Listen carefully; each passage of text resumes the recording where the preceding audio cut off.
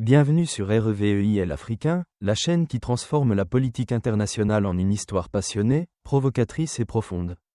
Restez avec nous jusqu'à la dernière seconde de cette vidéo, car ce qui se passe en Afrique pourrait marquer un tournant historique sans précédent.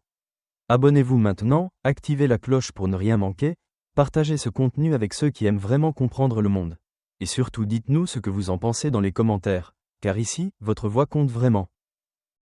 L'avenir du continent africain ne peut plus être laissé entre les mains d'autres. Pendant trop longtemps, la sécurité de l'Afrique a été considérée comme une question à régler en dehors de ses frontières, déléguée à des puissances extérieures souvent plus intéressées par leurs propres intérêts géopolitiques que par la stabilité réelle de la région. Les populations locales, ignorées. Le contexte culturel, négligé. Consensus interne, totalement absent. Cette approche, fruit d'une logique coloniale et paternaliste, a démontré son inefficacité, décevant à la fois les attentes des Africains et celles de la communauté internationale qui espérait des progrès durables. Personnage, l'avenir de l'Afrique. Et qui sait, peut-être que quelqu'un en France nous écoute enfin. Car s'il y a un continent qui a payé le prix fort des ingérences extérieures, c'est bien l'Afrique. Son peuple s'est battu avec acharnement pour obtenir une véritable indépendance, pour affirmer le droit de décider de sa propre voie. Pourtant, ce droit a été systématiquement entravé par des influences étrangères et des élites nationales incapables de construire un leadership solide. C'est pourquoi la naissance de l'Alliance des États du Sahel, AES, a été accueillie avec enthousiasme. Elle représente un acte concret et décisif pour affirmer l'autonomie africaine. Personnage, l'avenir de l'Afrique. Malgré cet élan, de nombreuses initiatives comme l'AES ont été accueillies avec froideur, voire suspicion, par d'autres dirigeants africains. Mais le vent tourne. Du 19 au 20 mai 2025, la première conférence internationale sur la sécurité en Afrique s'est tenue dans la dynamique ville de Kigali. Un événement sans précédent, destiné à redéfinir l'approche de la gouvernance et de la gestion des conflits sur l'ensemble du continent. Et le discours d'ouverture du président Paul Kagame a laissé une marque indélébile. Personnage, l'avenir de l'Afrique. Excellences, distingués invités, mesdames et messieurs, a déclaré Kagame devant un auditoire attentif. C'est un immense honneur pour moi de vous accueillir à la première conférence internationale sur la sécurité en Afrique. À partir d'aujourd'hui, dans cette ville qui a connu l'horreur et la Renaissance, un nouveau chapitre de notre histoire s'ouvre, un chapitre où l'Afrique cesse de poursuivre les débats mondiaux sur la sécurité, et commence à les mener. Personnage, Kagame. Son ton était plein d'émotion, mais aussi de détermination. Kagame a souligné avec force que, pour la première fois, la sécurité africaine n'est pas traitée comme une note secondaire dans les agendas des grandes puissances mondiales. Nous ne sommes plus un appendice, a-t-il déclaré fièrement. Nous sommes la une des journaux. Nous ne sommes plus un simple spectacle. Nous sommes au cœur du débat. L'animatrice Jackie Lumbassi, sous les applaudissements du public, l'a ensuite invité à prononcer son discours inaugural. Personnage, Kagame. Accueilli avec un enthousiasme palpable, Kagame a exprimé sa gratitude aux organisateurs et aux participants. Mais surtout, il a profité de l'occasion pour esquisser un programme concret. Il ne s'agit pas d'une conférence comme les autres, a-t-il déclaré. C'est le début d'une nouvelle approche stratégique qui vise à transformer l'Afrique du statut de spectateur à celui de protagoniste des questions de sécurité mondiale. Nous devons cesser de nous considérer comme des victimes des circonstances et commencer à nous comporter comme des acteurs conscients et responsables. Personnage, Kagame. Le président a ensuite illustré les 3 piliers fondamentaux sur lesquels bâtir cette nouvelle vision. La première est la responsabilité.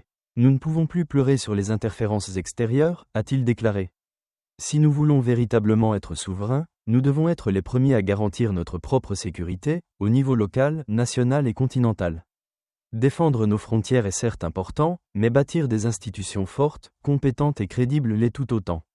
Kagame a ensuite souligné le rôle clé de l'Union africaine et de son Conseil de paix et de sécurité. Personnage, Kagame. Le deuxième pilier concerne le lien inextricable entre gouvernance et sécurité. L'un ne va pas sans l'autre. Si la gouvernance s'effondre, la sécurité s'affaiblit également. Et vice-versa. Selon Kagame, la sécurité ne se résume pas à l'absence de conflit. C'est la possibilité, pour chaque citoyen africain, de vivre dans un environnement stable, digne et ouvert sur l'avenir. C'est la confiance, c'est l'espoir, c'est la possibilité de construire quelque chose qui dure. Personnage, Kagame. Le troisième pilier est la coopération. Personne ne peut y arriver seul. Pas aujourd'hui. Les menaces modernes, des pandémies au terrorisme en passant par la cybercriminalité évoluent à une vitesse telle qu'aucun pays ne peut y faire face seul. La coopération doit être continue, ciblée et intelligente. Nous ne pouvons pas nous contenter de réagir. Nous devons planifier, prévenir et innover. Personnage, Kagame. Démontrant que l'Afrique a les ressources pour le faire, Kagame a mis en avant l'exposition parallèle à la conférence, où des solutions technologiques, militaires et civiles conçues par des Africains pour l'Afrique ont été présentées. Quand on croit en soi, les résultats sont au rendez-vous. Là où l'expertise existe déjà, il faut la renforcer. Là où elle fait défaut, il faut la développer. Le forum de Kigali vise précisément à faire cela, combiner la volonté politique et les connaissances techniques, pour aligner les priorités nationales sur celles du continent. Personnage, Kagame.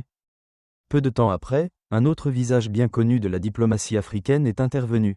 Son Excellence Musa Faki Mahamat, ancien président de la Commission de l'Union africaine. Accueilli par une ovation debout, Mahamat a délivré un message clair et profond. Personnage, Musa Faki Mahamat.